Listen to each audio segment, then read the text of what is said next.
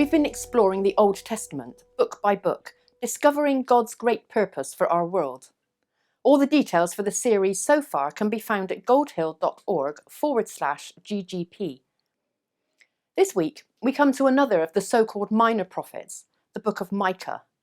All the resources for that are at goldhill.org/Micah. There are two verses in Micah that are often quoted.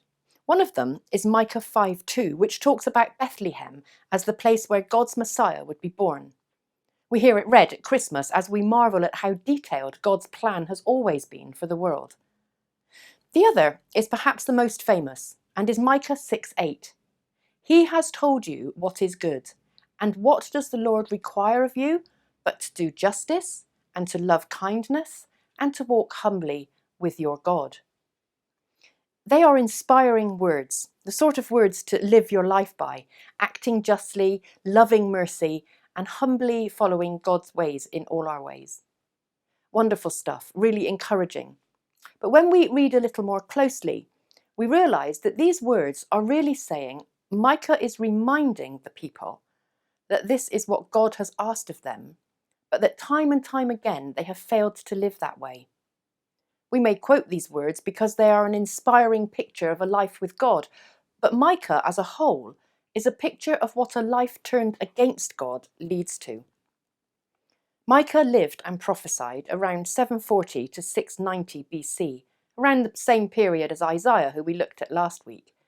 This is around the time that the northern kingdom, Israel, fell, but the focus for Micah is on the southern kingdom, warning them about their ways and what the consequences of their life as a nation will be. He preaches judgment, but always with a note of hope.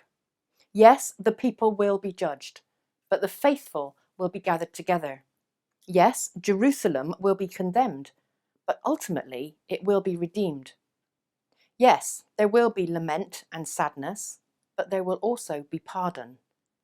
If we just skip over and ignore the reality of God's judgment, and focus on the sound bites of act justly, love mercy, walk humbly, we can end up just trying to be nice people and forget that we need God's forgiveness in our own lives before we can hope to walk with Him and for Him. But if in our focus on God's judgment we forget that hope that comes from His grace, mercy and forgiveness, we doom ourselves to despair. Micah was a call to the people of his day to remember who they are called to be, how they are called to be, and also a call to remember the faithful and merciful God who called them in the first place. On Sunday, we will explore Micah together and find it calls us to just the same kind of things. Join us in person or online as we explore this remarkable book together.